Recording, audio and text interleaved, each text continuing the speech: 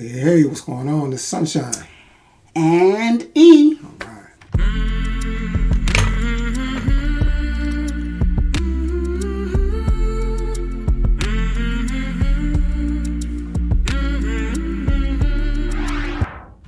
Hey everybody, we're back again with Sunshine and E with some more reaction videos. Okay. We are back. We are back. Yeah. I'm glad to be back. You have to be back. I'm back. We're back. Okay. I'm still limited in what I say. I'm still working on my voice, trying to get my voice back. And hopefully there's some other stuff that we wanted to release, but we didn't do it because we kind of in this down time at one point. And so once there's a lot of stuff that's going to be coming out outside of the reaction videos that I think you're going to enjoy. We're just trying to get back in the groove of things. But right now we're going to get with some more Eddie Griffin. This shocked Eddie Griffin. And I'm wondering what shocks him, because he's the kind of guy that usually shocks people. So I'm interested in what this is. But we're going to get into, before we do me a favor, please like, subscribe, hit the notification bell, also share, comment below. So come on, let's go. My business. I ain't gonna sit up here and brag, nigga, but, I get return visits. When you doing something, nigga, you fly into their town or country, because I'm an international nigga, I get around. And they be like, you with anybody tonight? You wanna reminisce? Because you didn't put that I'm handling my nigga. Before I flew out here to shoot this nigga, my wife sitting in the kitchen, nigga. And she said, yeah, I wish I could cut your dick off before you leave. I said, excuse me? Yeah, I was in a state of shock too, nigga. I was backed up. The bitch had a knife in her hand. She was cooking, but fuck the dumb shit. I ain't taking no chance. I said, so what the fuck is that all about? She's like, that way I know when you get to Boston, nigga, you just filming. Not out there fucking around. I'm tired of you coming home with new children.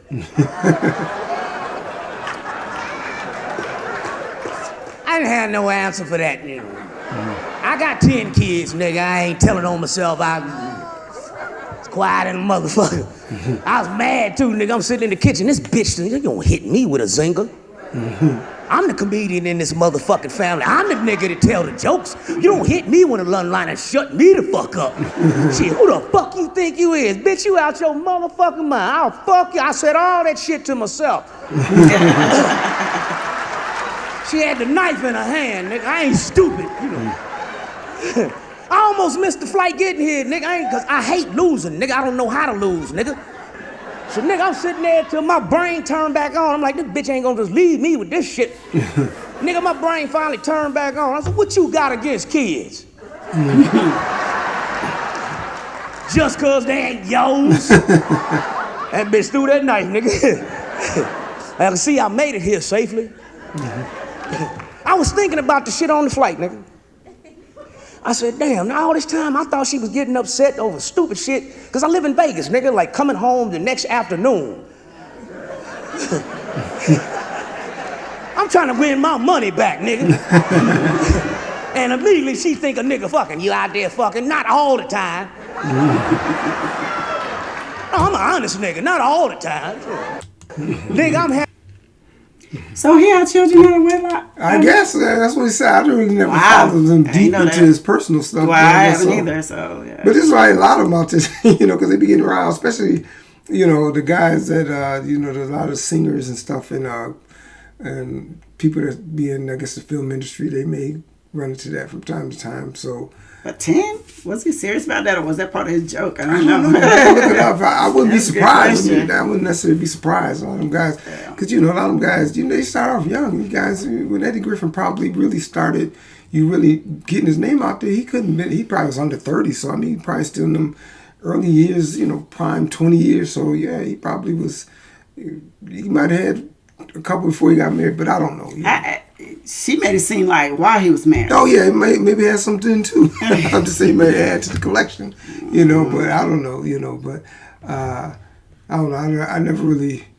I don't know. I just see couples get into those real dark, type arguments, and it's just I don't see how they come back. I guess when you're used to that and that's what you do, you come back to this. Like, wait, you're just about stabbing each other and doing. I just don't see how couples get to that dark and then be back and everything's great. I don't know. That's crazy. That's something else altogether. But Eddie Griffin, he's a pretty good comedian. I've never really sat and listened to him really until the past couple of years because I wasn't really a fan. Right. So, but then when I started listening to stuff, when we was doing some of the YouTubes, I was like, okay, it's kind of funny. Some of his stuff is not my style of stuff, but I'll still listen to him. I would go to one of his events, his concerts, or whatever you call them.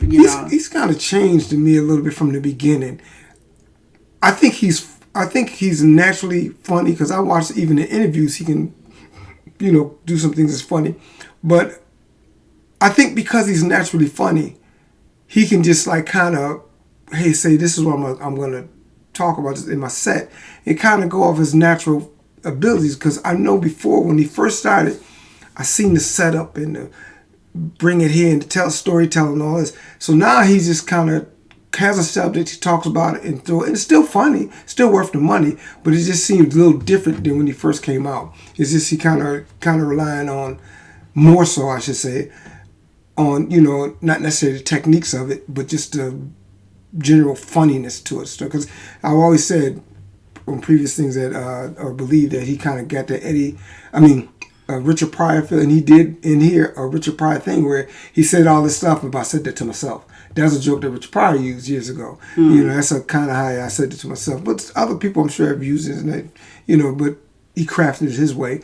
But I just find that now it's just like, okay, he's going to pick some subject, tell some stories, and be funny, and it's just entertaining. But just to me, it's not like he originally was doing it. We talked about the Michael Jackson, snort cocaine, and it was a little bit more structure to it.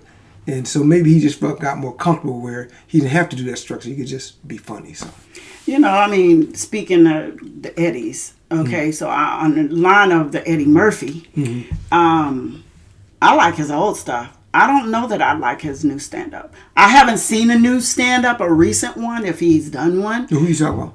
Eddie Murphy. Eddie Murphy. Oh, he really... His old stand-up, to me, hilarious, rolling on the floor. I mean, his all original movies, right. Beverly Hills Cop, funny. But I couldn't get into the clumps. A lot of people liked it. I didn't. Yeah. I wasn't into that. And what was that other one he did? Norbit. That those I couldn't get into. I just he wanted to show his versatility. That shows you how talented he is. Do clumps where you do different parts. With Norbit, where he takes his total character and he changes. Then was another one where he has this funny way he had to put his mouth. I don't think that was Norbit. That was another one, I think. But I forgot the name of that. But it was a different one. So it's just a talent. That's one thing talented about Eddie. Eddie could take a character and pretty much do most of the movie, a lot of parts of the movie, like even in Trading Places, where he played. Trading Places, he was okay. I kind of played these different parts, and that was see Eddie Murphy. I think I liked his serious role though in what was the name of that with Halle Berry and Boomerang. Right. I like that serious role of him that he played. I thought he did okay. I'd like to see him do another serious role if he has. Coming to America was so much a serious role. It's a comedy.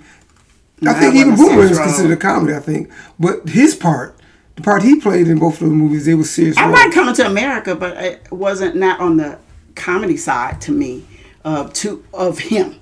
Yeah, that's what I'm saying. It's a serious role. That was another.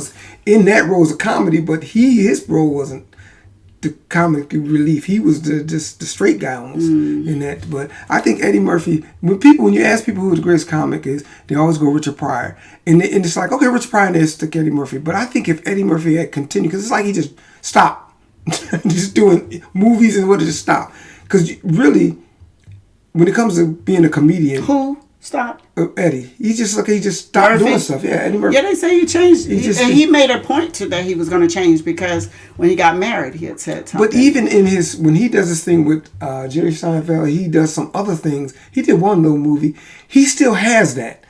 But so he could keep doing what he's doing. He still could have been funny. But now, when it comes to him and Richard Pryor, being on stage, okay, yeah, you can maybe be some level of competition. But as far as movies, I think even though Richard had some great movies, I just think Eddie kind of gets in front of him when it comes to the movie aspect. Because Richard did a lot where he just was Richard. You know, he just, okay, Richard drew the lines as Richard. But Eddie, like, there was one, just like Stir Crazy, he just played Richard. You know, but he did do the other one, the one he played Wendell Scott and Grease Lightning. It was Grease Lightning? Yeah, Grease Lightning. It was a more serious role. He came outside of being Richard. I respect that role. He did a good job in that. But a lot of times he just... Mother Jugs of Speed. Silver Streak, just do you. You know, you seen that one?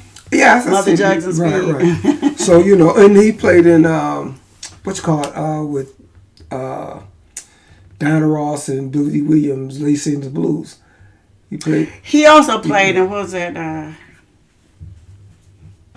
movie? With Beyonce and Dreamgirls. That was... Who played that?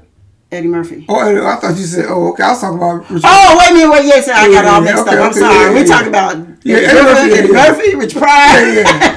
Sorry, Eddie, we owe you. We supposed to be talking about you. No, I got you. Yeah.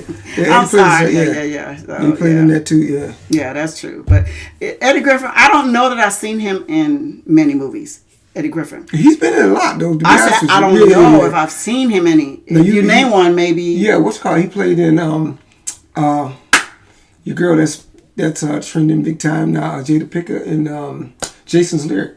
That's right. He played in Jason's Lyric. Yeah, he sure did. But he played Eddie, because he just played, hey man, yeah. Low-keyed Eddie. Right. But he played in a lot of stuff. He played in the one Ace Gigolo, whatever. I think he played in that where him and I forgot the guy's name were, but he played in a lot of. When you go on Google and you're like, well, wow. Maybe I have seen him. You just probably haven't seen. Right. You might not have seen him because they're kind of little kooky, quirky kind of movies. But he stayed busy. Didn't he play Malcolm and Eddie?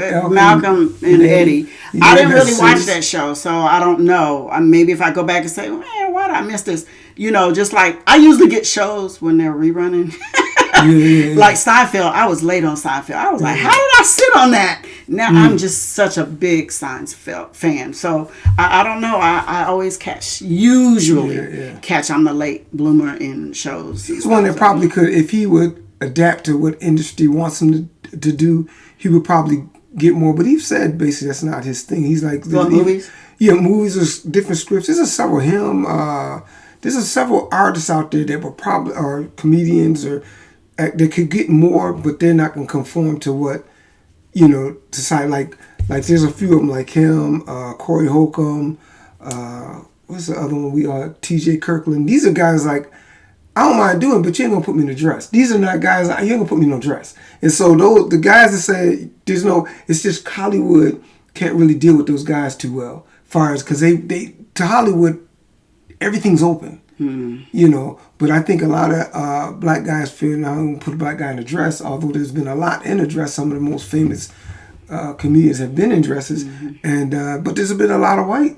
When you really go down the line, there's a lot of successful white. That's how Tom Hanks started Bosom Buddies. He was dressed up every episode as a woman. So I mean, but I guess as a black person, they look at it a little different. It's like, okay, they can do that, but to us, it's kind of demasculine, like just taking our masculinity away. So we don't want to do that. So, and I think once they set those premises, it's just hard because I think Hollywood might say, we probably can deal with you not getting in the dress, but that tells us that you might be a little hard to work with. And I think, and we don't want to go through them, so we just skip over because it'll be the next one. I think that's what a lot of times it could be. But that's Eddie Griffin. It shocked him, but I guess that would shock any guy. But y'all let us know what you think. We're gonna get out of here before we do. Do me a favor, please like, subscribe, hit the notification bell. Also share, comment below, and I do believe that's it. That's it. Thanks for listening to Sunshine and E.